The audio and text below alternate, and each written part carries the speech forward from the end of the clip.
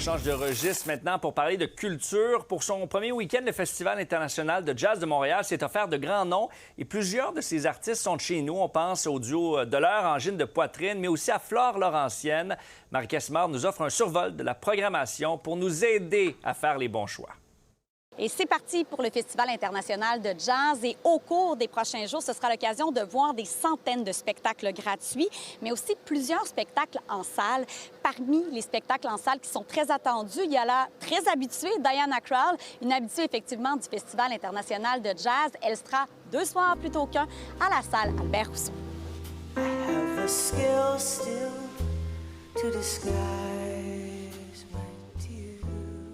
Toujours ce soir, mais cette fois-ci du côté de la Maison symphonique de Montréal, il y a le Québécois Flore Laurentienne qui sera sur scène.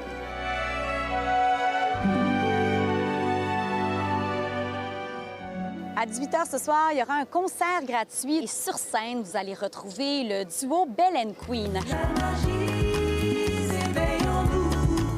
Que j'ai eu envie de vous les faire découvrir autrement. Moi, c'est un extrait de mon entrevue avec elle, plutôt aujourd'hui. Pour des gens qui vous connaissent pas du tout, qui auraient peut-être envie de venir vous découvrir ce soir, comment est-ce qu'on explique votre univers? On est 2 sœurs d'origine haïtienne qui vraiment, on célèbre la femme, puis de mettre de l'avant aussi les femmes, bien évidemment, puis notre héritage haïtien aussi.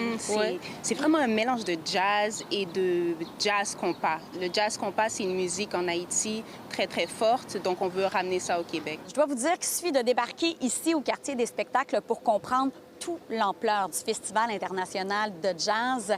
Et le festival, qui existe depuis maintenant 46 ans, propose bon an, mal an plus de 300 concerts gratuits. Et ça suffit à attirer des gens de partout dans le monde. On est français et on vient visiter la famille et on vient chaque année maintenant pour le festival de jazz aussi. Ce qui est intéressant, c'est justement le côté découverte et le côté de pouvoir partager ça d'une façon gratuite. C'est un des plus beaux festivals de jazz. Et c'est pour ça qu'on y vient, on y revient et on s'en lasse pas. Quand j'étais jeune, quand j'étudiais, je venais passer mes journées ici. C'est la première fois que je reviens depuis 26 ans, mais j'amène mon ami qui vient de Londres. C'est une belle façon de faire découvrir Montréal, ça, à travers... Belle période. C'est la découverte. C'est tomber sur un coup de cœur.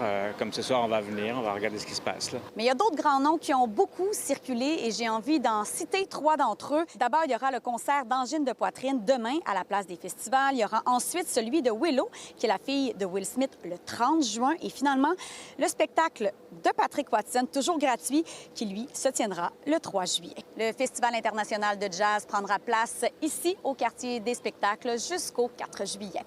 À Montréal, Marie Castimard pour Nouveau Info.